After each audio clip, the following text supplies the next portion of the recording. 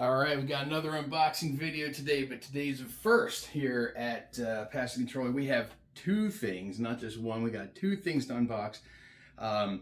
These just arrived within an hour of each other. I was going to do one unboxing video for each one, and then figured, hey, you know, I'm lazy. Why don't we just condense it into one? So that's exactly what we're going to do. So today we're going to be unboxing this statue here for Street Fighter Sagat.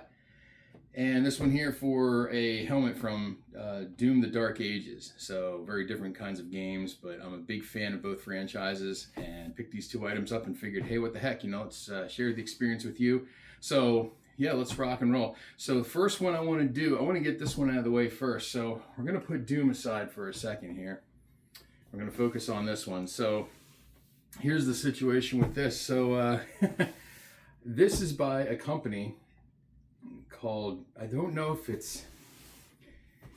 how this is pronounced. I don't know if it's just pronounced SynQ or SynQ. Anyway, SynQ, I'm going to call it SynQ. I think it's just SynQ. SynQ Labs. Okay, so SynQ, or Lab, singular, SynQ Lab. All right, so this is an officially licensed Sagat statue. You know, we've done these before. That's my dude. It's my main character, favorite video game character. So couldn't resist. But the problem is this. I missed this when it came out. It would debut just not too long ago. I think it did just come out, but I missed the pre-order. So I had to get a little assistance from somebody in actually obtaining this one. So it's one of those companies I've never purchased from them before.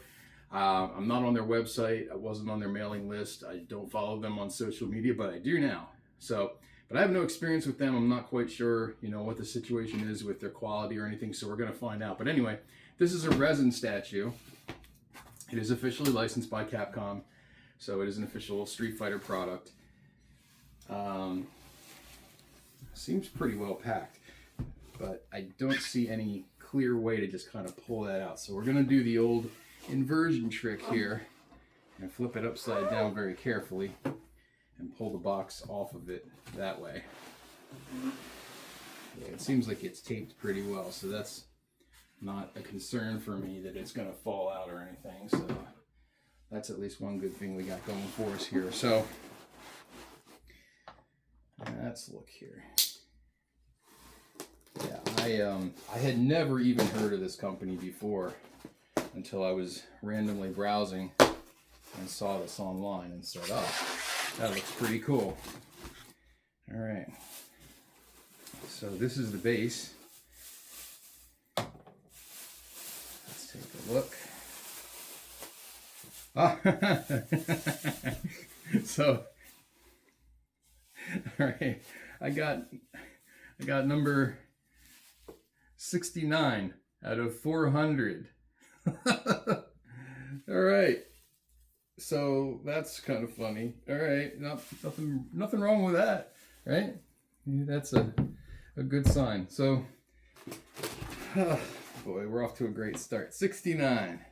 I'm going to cut these off so I can flip this around a bit. There we go.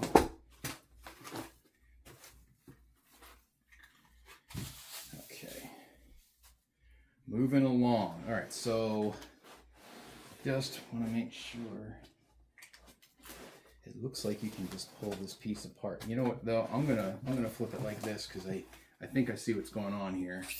And it looks like this top part is just kind of hanging on. So I assume it's resting inside this bigger piece. Yep, that's exactly what it is. Okay, so fold that up for a moment. You got some loose padding pieces that are just kind of sitting in there. Okay, cool, I guess. Take the top lid, throw that down here. All right, so I'm getting my first look at this thing, and I just want to make sure I pull it out without snagging any pieces here, because I really don't want to break this, you know.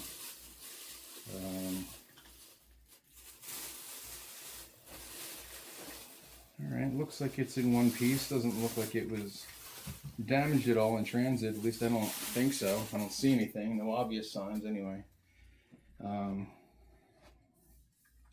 Before I put them on the base, I just want to visually inspect, make sure everything looks like it's okay. which it does. Okay, we're gonna put number 69 Sagat right there, like a glove. Look at that. All right, that's pretty cool. Pretty cool. Okay, so first impressions. I like it. It fits the stand pretty well. Sometimes, you know, you get these that come and they have like the little guide holes, you know, for the pegs, and you have to finagle them quite a bit to actually get them to stand right. This one just kind of slid right in, so I'm pretty happy about that. Only on the one side though. This side's kind of just free. It's just free floating. The stand itself is kind of unremarkable. Looks like he's just kind of standing on a rock, you know, piece of asphalt or something. It's sort of unremarkable, you know. It's got a cool texture to it. Almost looks like the surface of the moon kind of thing. It's just got these little divots and stuff. But I mean, nothing that would immediately link it to Street Fighter. You know, like if he wasn't standing here, you wouldn't know that this was a Street Fighter stand. There have been some, you know, we did some unboxings recently of some other statues where, you know, they'll have like the Buddha head behind it, or they'll have something that is iconic from the game itself, you know, that visually makes it stand out a little bit more. This one kind of really doesn't have that. Not a deal breaker, but, you know, I think the emphasis is more, you know, on the statue itself. So, all right, let's talk about the statue for a minute. So it does have, you know, some feet underneath, some pads, so it's keeping it from, like, you know, scratching up the surface of this table, which is good. I know my wife will appreciate that. Turning it around, just want to kind of identify a couple things. So one thing is with this one, and I knew this before I went into it, this is one of those, like, I don't know how else to describe it. It's almost like, I say body dysmorphia. That's not really what I want to say. It is what I want to say, but, you know, the gigantic feet, the really small ankles, the super overpronounced calves, you know, the wind blowing effect on the shorts, the, you know, 12-pack abs. It's a sort of like, what is the word I'm looking for? Like an over characterization of Sagat, you know, like the muscle structure is completely just bizarre. It almost reminds me, you remember Dragon's Crown, you know, the characters which were like, they were some of the physical characteristics were so like overemphasized and, you know, almost to a surreal degree. It's almost like comic book character-esque in a way. You know, let me turn this all the way around so you can see, like, even the back muscles are just absolutely ridiculous. His neck is like, you know, 2.5 feet wide kind of looking. It's like, it's craziness. I mean, it's a really cool statue. I like it. But this one is not really going for, you know, a degree of realism, even to the point where I would say my one criticism of this statue, if there is one, and I knew this originally because, you know, just from looking at the pictures, my one criticism, I think his legs are disproportionately short.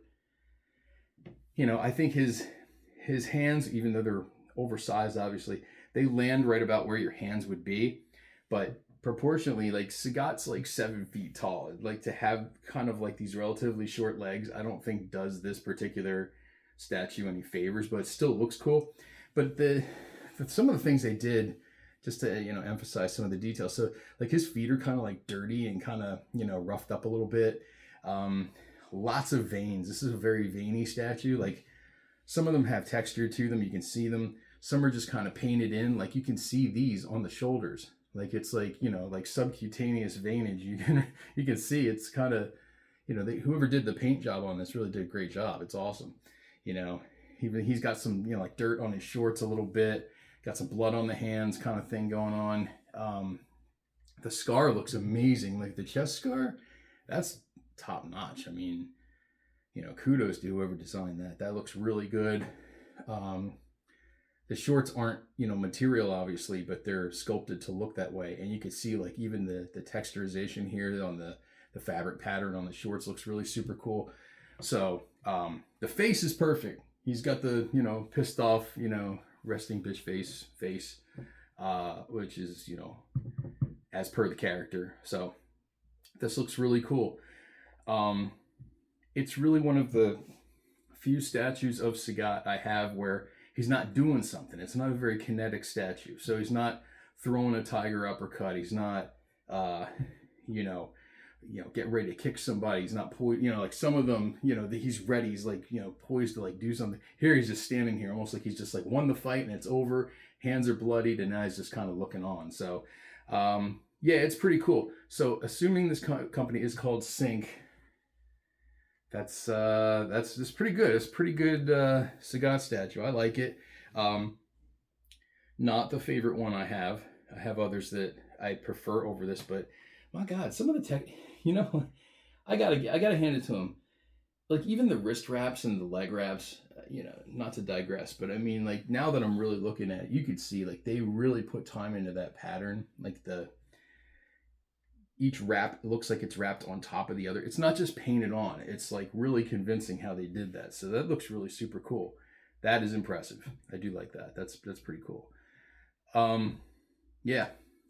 I don't know how I would necessarily rate this one. Like some of the musculature is kind of just weird. Like he got like this muscle that's wrapping around the back of his forearm. It's super accentuated. I mean, it looks cool, but do humans even have that muscle? It's kind of got like that Baki Hanma thing going on where it's like muscles atop of other muscles, and it's kind of just absurd. So cool. All right, so that's the Sagat statue. Again, SynQ Lab, SynQ Lab, SynQ Lab. I don't know. It's the first thing I ever bought from them. I'm pretty happy with it. It looks cool. I'm glad I was able to get it. Like I said, I almost missed it because I wasn't on the pre-order sign up for that one. So somebody had to tag me and say, hey, don't miss out. This is important. This pertains to you. And I said, oh, cool. Thanks. Great. So I was able to nab it. So next thing. All right. So I'm a big fan of Doom. One of my favorite franchises, probably my favorite first-person shooter franchise, as it is with like a lot of people, I'm sure. I put it up there with like other ones that are, like your, I say guilty pleasures, kind of like, Time Splitters is another one I love. Unreal Tournament, of course, Wolfenstein, all those. But Doom is still awesome. I will always have a special place in my heart for Doom. So let's take a look at this thing. So this is a wearable helmet. What I like about this, so I already own the one that was from Doom Eternal, the game that came out right before Dark Ages, and has some LED elements to it. They're really well crafted. They really look cool. I figured this one's probably going to be much of the same as that. So let's take a look at this thing. So first things first, this is at the top of the box. So here, take this out. So this, all right, taking care of this. Okay, there we go. All right, got some styrofoam sitting on there. There we go. All right, got one of the crystals from the game, which looks really cool. That's an in-game prop, so kind of supplements the helmet. We got our instruction booklet here, obviously. I want to put that there. Throw this aside for a moment. We got something else here sitting at the top of the box. I don't know what this is. Probably a stand for the crystal, I think. Yeah, that's exactly what that is. Cool. Okay, let's open this up real quick. We'll throw this together. And again, not to look like I'm like a germaphobe, and not that there's anything wrong with people that are, because I do understand. But the whole purpose of my wearing the gloves is just not to get fingerprints on this stuff.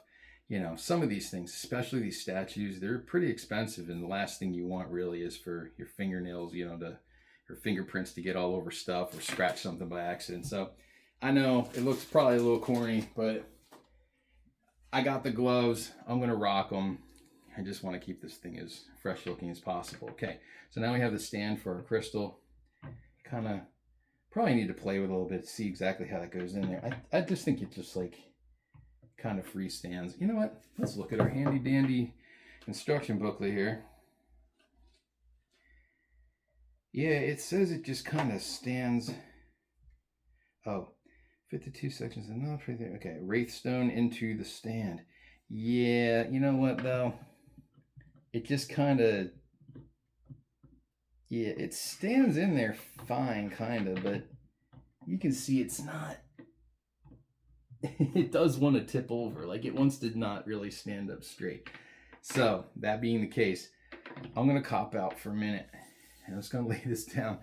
I want to make sure like this is kind of sitting the right way. I have it assembled the right way, of course. You know, it's got some plastic film. I'm gonna take that off later. That's just for protection. But yeah, I don't trust this to hold it, and I don't want this to fall and break. So we'll mess with that later. But you get the idea. That's the Wraithstone element of this one. Now we're gonna take out the guts of this thing very carefully. I might add it. As a matter of fact, you know what? Let's do this. Sorry about that. I'm gonna flip this over. We're gonna do like we did with the Sagat statue. I don't like lifting things out of a box. You know, because I've had it happen before where it's like, you get it like 2/3 of the way out or something, and the styrofoam catches the box, and then you have to drop it in there again and turn it. I don't want to mess with that. I don't want to do any of that stuff. I'd rather just have it, you know, sitting on the flat surface and remove the box from around it. That I always feel is a lot safer. So I've been pretty lucky in that I've never really broken anything expensive on one of these unboxing videos, but I know there's a first time for everything, and I don't want this to be that first time. So let's cut this thing out of here as best we can. Now this is obviously licensed by Bethesda. It is an official Doom collectible. It's part of their merchandise line. And the one I got for Doom Eternal looks really awesome. I actually ended up getting like an AC adapter kit for it so that I don't, you know, these things can take batteries. You can just keep replenishing the batteries for the lighting effect. But I took it a step further and actually got a cord that basically adapts the battery pack inside to, you know, like I think it's like 2 or 3 AAA batteries.